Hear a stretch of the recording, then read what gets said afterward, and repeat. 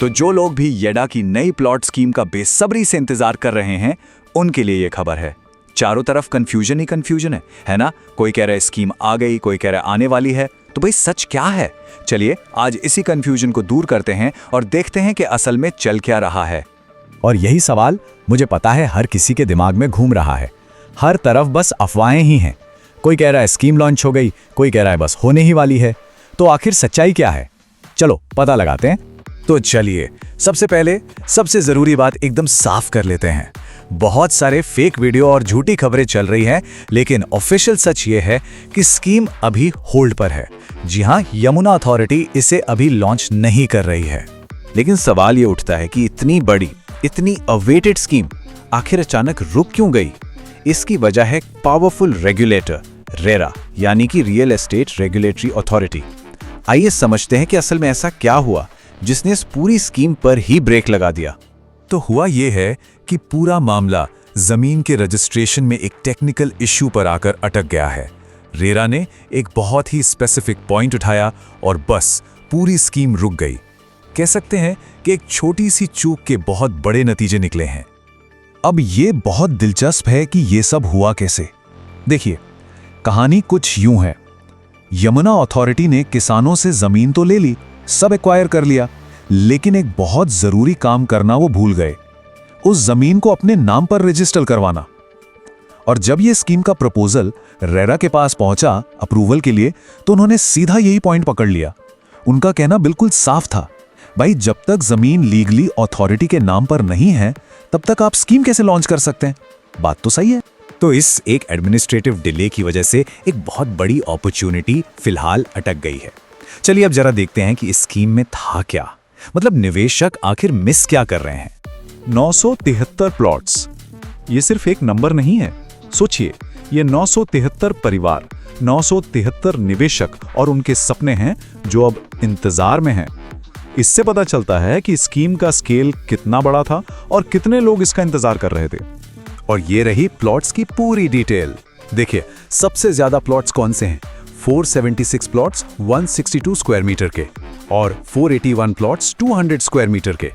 ये वो साइज हैं जिन्हें मार्केट का स्वीट स्पॉट कहते हैं, मतलब जिनकी डिमांड सबसे ज्यादा होती है। जाहिर है इसी वजह से ये स्कीम और भी ज्यादा अट्रैक्टिव थी। लोकेशन भी देखिए कितनी प्राइम थी, सेक्टर 15C, 18 और 24A।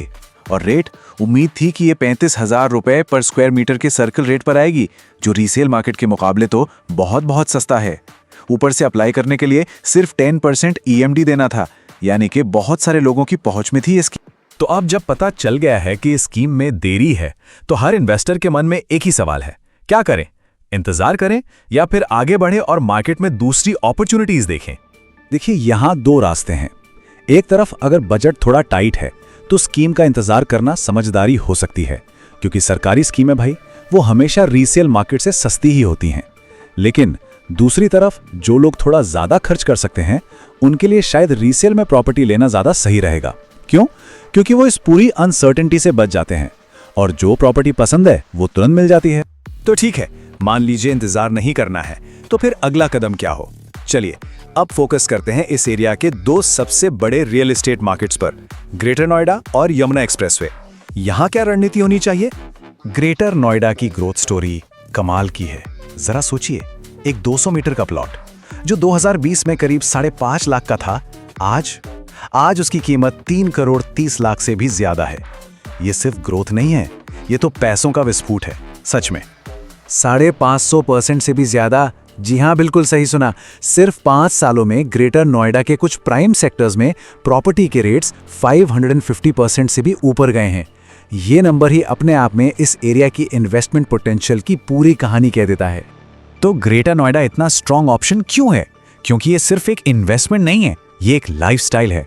ये एक एस्टैब्लिश्ड वेल डेवलप्ड शहर है, वर्ल्ड क्लास एयरपोर्ट पास में है, सारी सुविधाएं हैं, पोल्यूशन कम है और ये हर किसी को अट्रैक्ट करता है, चाहे कोई रहने के लिए घर देख रहा हो या फिर बस पैसा लगाने के लिए। अच्छा, अब बात करते हैं यमुना एक्सप्रेसवे की। यहाँ की स्ट्रैटेजी थोड़ी अलग है। यहाँ पर छोटे प्लॉट्स का खेल नहीं है। अगर यमुना एक्सप्रेसवे में इन्वेस्ट करना है तो असली फायदा वो बड़े प्लॉट्स में है, मतलब 300 मीटर या उससे भी बड़े। और इसके पीछे का लॉजिक भी बड़ा सीधा है। यमुना एक्सप्रेसवे पर जो 200 मीटर से छोटे प्लॉट्स हैं ना, उनके रेट्स पहले ही बहुत ज्यादा बढ़ चुके हैं। वो तो हॉट केक की तरह बिक गए।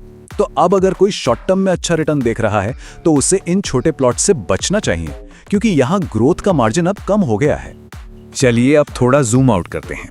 इंडिविजुअल प्लॉट से हटकर जरा बड़ी तस्वीर देखते हैं। वो कौन से बड़े फैक्टर्स हैं जो इस पूरे रीजन का भविष्य तय करेंगे? ये टाइमलाइन देखिए, ये इस एरिया की पूरी ट्रांसफॉर्मेशन की कहानी बताती है। 2020 की बेसलाइन वैल्यू से लेकर आज की जबरदस्त ग्रोथ तक। और फ्यूचर का सबसे बड़ा गेम चेंजर वो है जेवर इंटरनेशनल एयरपोर्ट। जब ये पूरी तरह ऑपरेशनल हो जाएगा ना, तो ये इस जगह को सिर्फ एक रहने की जगह से उठाकर एक बड़ा ग्लोबल इकोनॉमिक हब बना देगा। तो आखिर में एक बहुत जरूरी सलाह, अगर सबसे सेफ इन्वेस्टमेंट चाहिए जहां रिटर्न भी अच्छा मिले, तो पैसा हमेशा अथॉरिटी सेक्टर्स में ही लगाना चाहिए। ये वो सेक्टर्स हैं जहां हर कोई आता है, इन्वेस्टर्स, फाइनेंसर्स और रहने वाले भी। इससे होता यह है कि प्रॉपर्टी की कीमत और डिमांड दोनों हमेशा बनी रहती हैं। तो ये सारी बातें हमें एक बड़े सवाल पे लाके छोड़ देती हैं।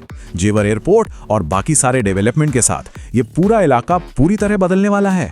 तो ऐसे में अगला स्मार्ट इन्वेस्टमेंट कहाँ होगा? क्या स्ट्रेटजी होनी चाहिए?